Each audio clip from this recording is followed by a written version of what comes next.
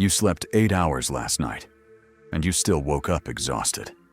You took the weekend off, and somehow you feel more depleted than before.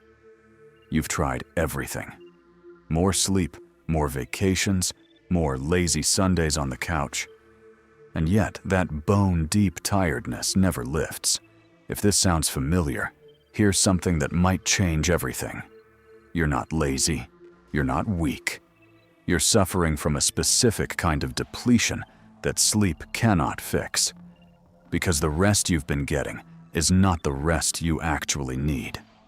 And until you understand the anatomy of burnout, you'll keep treating the wrong problem. Let's start with what burnout actually is, because most people get this completely wrong. Burnout isn't just being tired. Tiredness is what you feel after a hard day, and a good night's sleep resolves it. Burnout is different. Burnout is what happens when you've been spending energy in areas of your life faster than you've been replenishing it, often for months or years. It's a slow drain in systems you didn't even know you were running on empty. And here's the critical insight that unlocks everything. You don't have one energy tank. You have several, and each one depletes differently, and each one requires a completely different kind of rest to refill. This is why sleep doesn't work. Sleep only refills one type of energy. If you're depleted in the other types, you can sleep for 12 hours and still wake up exhausted because you're trying to solve a deficit in one system by overfilling another. It's like watering a plant that's actually starved of sunlight. No matter how much water you pour, it keeps dying because water was never the thing it was missing. So let's break down the anatomy of burnout and the 4 types of rest you've probably never been told about. The first type of depletion is physical, and this is the only one most people understand. Your body runs on physical energy, and it gets drained through exertion, poor sleep, illness, and constant low-grade tension. The cure here is what you'd expect. Sleep, yes, but also something most people forget. There are 2 kinds of physical rest.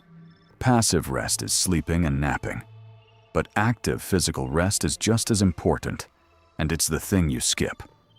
Active rest means stretching, walking, yoga, anything that releases the physical tension your body has been silently holding. If you sit hunched at a desk all day, your muscles are locked in a state of quiet stress, and lying down doesn't release it. You have to move to discharge it. This is why sometimes a gentle walk leaves you more refreshed than a 2-hour nap. But here's where it gets interesting, because the next type of depletion is the one quietly destroying most people, and almost no one names it. It's mental rest. Your mind has a finite capacity for focus, decisions, and information processing. Every notification, every decision about what to eat, every tab open in your brain, every problem you're turning over while you're supposed to be relaxing. All of it draws from your mental energy. And in the modern world, this tank is being drained constantly, from the moment you wake up until the moment you fall asleep. The signs of mental depletion are specific. You can't concentrate.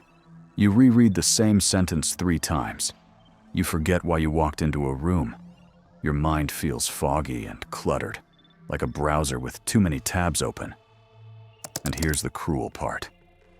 Sleep doesn't fully fix mental fatigue, because even while you sleep, an overloaded mind keeps churning. The rest you need here is different. Mental rest means deliberately quieting the noise. It means taking short breaks throughout your day, where you do absolutely nothing. No phone, no input, no problem solving. It means keeping a notepad to dump the thoughts circling in your head so your brain can stop holding them. It means scheduling time where no decisions are required. People who feel mentally exhausted often think they need to push harder. What they actually need is to give their mind permission to stop, even for a few minutes at a time. The third type of rest is one almost no one considers, and yet it's the source of some of the deepest exhaustion. It's emotional rest. Emotional energy gets spent every time you manage your feelings or other people's. If you are the strong one everyone leans on, if you're constantly suppressing what you really feel to keep the peace, if you spend your days performing an emotion you don't actually have, you are bleeding emotional energy. The person who smiles through their pain, who says I'm fine when they're not, who holds space for everyone else's struggles while carrying their own in silence. That person is emotionally depleted, no matter how much they sleep. And the rest they need is the freedom to be authentic. Emotional rest is having even one relationship where you don't have to perform, where you can say how you really feel without managing the other person's reaction. It's the relief of not having to pretend. The fourth type is the most overlooked of all, and it's almost invisible until you understand it.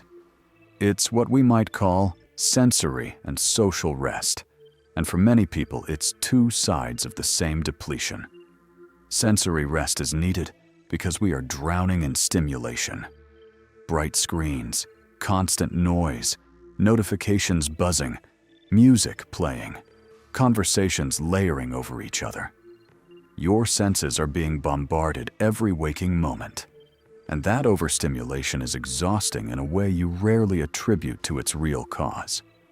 Sensory rest is simply closing your eyes in the middle of the day. It's a few minutes of silence. It's turning off the screen and sitting in the dim quiet. And social rest is its companion. If you're surrounded by people who drain you, you need rest from social demand, time alone to recover. But if you're isolated and lonely, social rest might mean the opposite. Time with people who fill you rather than empty you. Now here's why understanding all of this matters so much. Because burnout is almost never a deficit in just one of these areas. It's usually a combination. And that's exactly why it feels so impossible to fix. You feel exhausted, so you sleep more, which addresses physical depletion. But your mental, emotional, and sensory tanks remain bone dry. So you wake up still exhausted and conclude that something is deeply wrong with you. There's nothing wrong with you. You're just refilling one tank while 3 others run empty. You're drinking water while starving for sunlight. The path out of burnout begins with a single act: diagnosis. The next time you feel that heavy, unshakable exhaustion, stop and ask yourself a more precise question. Not just, am I tired? But what kind of tired am I? Is my body aching and tense? Or is my mind foggy and scattered? Am I drained from performing emotions and holding everyone together? Or am I overstimulated, desperate for silence and space? The answer points you to the exact rest you need, and it's often the opposite of what you'd instinctively reach for. The mentally exhausted person doesn't need a stimulating night out. They need stillness. The emotionally depleted person doesn't need to be alone with their thoughts.